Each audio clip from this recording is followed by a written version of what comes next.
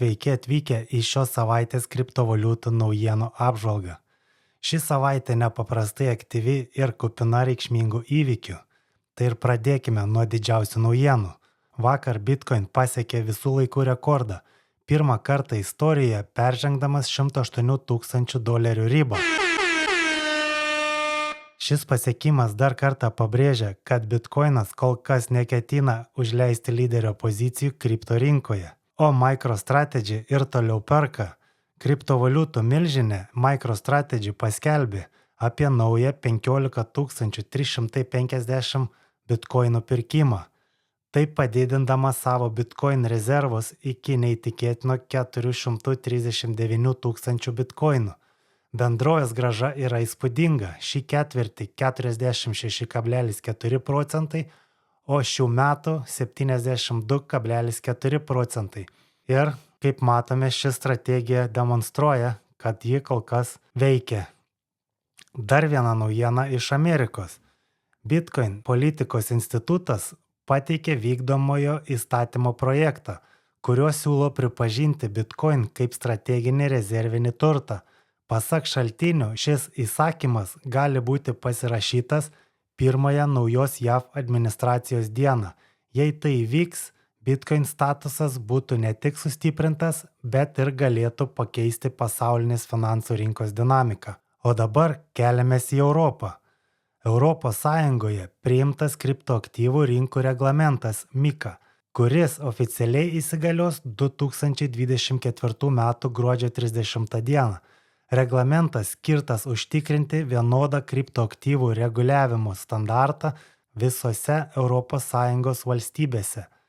Pagrindinis dėmesys skiriamas vartotojų apsaugai, stabilumo užtikrinimui ir pinigų plovimo rizikos mažinimui. Bet dar ne visos šalys yra pasiruošusios šiam reglamentui. Pavyzdžiui, Italija ir Ispanija dar tik kūrė savo reguliavimo infrastruktūrą. Lenkija vėluoja įdiegti MiCA reikalavimus. Dėl biurokratinių kliūčių Vengrija skeptiškai žiūri į stabiliosiomis monetomis paremtas finansų sistemas. Tuo tarpu MiCA jau daro poveikį rinkoms. Stabiliosios monetos tokios kaip USDC ir naujos MiCA reikalavimus atitinkančios kriptovaliutos pradėjo dominuoti Europoje. O kodėl visas pasaulis taip susikoncentravęs šiuo metu ties stabiliosiomis monetomis? O todėl, kad stabiliosios kriptovaliutos, tokios kaip RLUSD, USDC ar MiCA atitinkančios naujovės, užtikrina mažesnius kainos svyravimus palyginti su tradicinėmis kriptovaliutomis, greitesnius ir pigesnius tarptautinius mokėjimus, suderinamumą su reguliavimo reikalavimais, kas ypač svarbu institucijoms. O čia Sara Nafo, Europos parlamento narė, kuri paragino Europos lyderius atsisakyti Europos centrinio banko totalitarinių polinkių ir priimti Bitcoin kaip laisvės ir finansinio nepriklausomumo simbolį.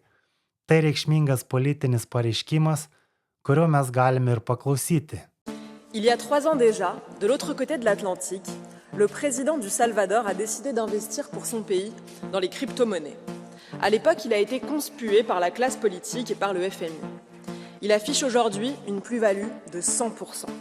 Des centaines de millions de dollars disponibles pour son peuple, pour la sécurité et pour la souveraineté de son pays. Le monde entier se prépare désormais à tirer parti de cette révolution de la finance décentralisée. Donald Trump va constituer une réserve stratégique de Bitcoin pour les États-Unis. Jérôme Powell, le président de la Réserve fédérale américaine, parle maintenant d'or numérique. Le Bitcoin explose. Et l'Union européenne? Que fait l'Union européenne? Elle dilapide notre argent dans des gabegies invraisemblables.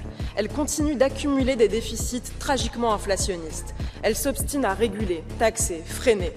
Il est temps de changer de paradigme. Il est temps de protéger nos peuples face à l'inflation et aux mauvais choix économiques de nos États. Il est temps de dire non aux tentations totalitaires de la Banque centrale européenne qui veut imposer un euro numérique entièrement à sa main. Nous ne voulons pas de ce monde dystopique où un bureaucrate européen pourra demain nous interdire certaines transactions et même nous éliminer du système bancaire en un clic pour un simple propos tenu sur les réseaux sociaux ou pour une opinion qui déplaît. Il est temps de miser sur la liberté. Il est temps que nos États investissent dans le Bitcoin pour constituer des réserves stratégiques nationales. Il est temps de développer l'industrie du minage. Nous, les Français, nous avons les cartes en main avec notre atout nucléaire. Arrêtons de taxer toujours plus les détenteurs de crypto-monnaies. C'est leur intelligence, leurs risques, leurs nuits blanches qui ont constitué leur épargne. Laissons-les se protéger de l'engrenage fou que vous avez créé.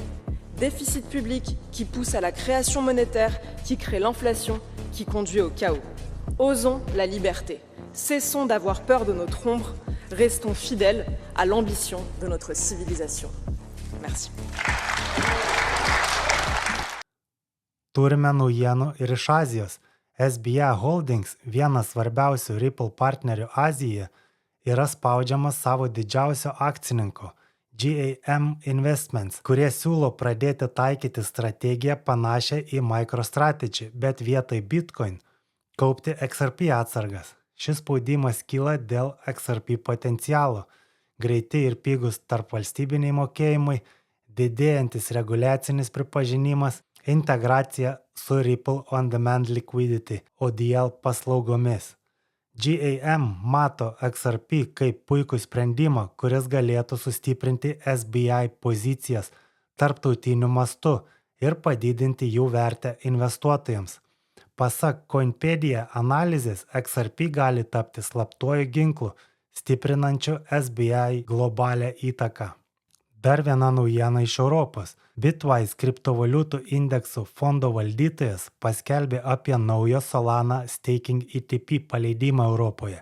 Šis produktas, kuriam suteiktas simbolis BSOL, pradėjo veikti Frankfurto biržos Xetra prekybos vietoje. Kol laukia patvirtinimo JAV, dėl Sol ETF Bitwise rodo savo pasitikėjimą Solana tinklu ir jo galimybėmis kriptovaliutų pasaulyje. Ir dabar pakalbėkime apie karščiausią šios savaitės naujieną.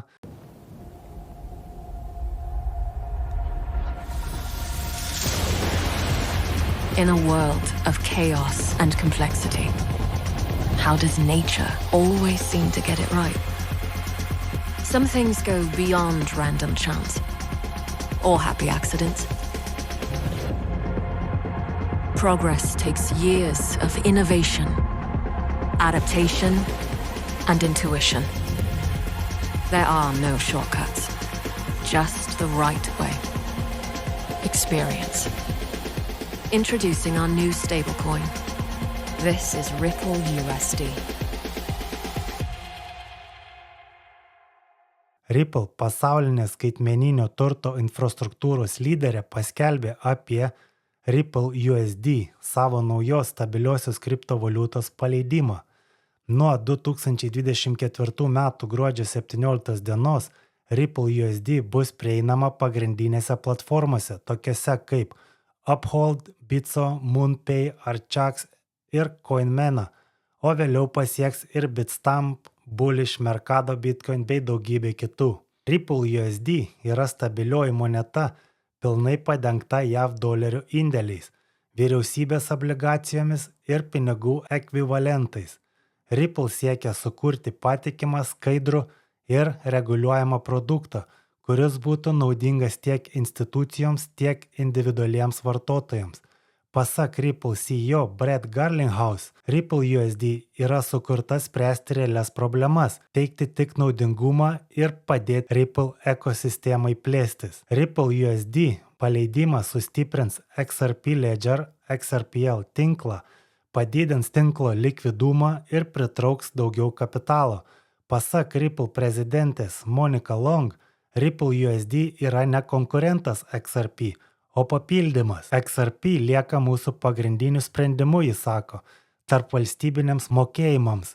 Tačiau Ripple USD atveria naujas galimybės naudotojams, ieškantiems stabilumo. Ripple pasirinko paleisti Ripple USD pagal New Yorko finansų tarnybos licenciją, užtikrindama aukščiausią reguliacinį standartą.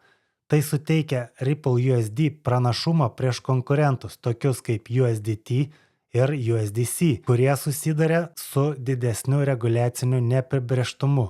Taigi Ripple USD paleidimas yra reikšmingas žingsnis Ripple ir visai XRP ekosistemui.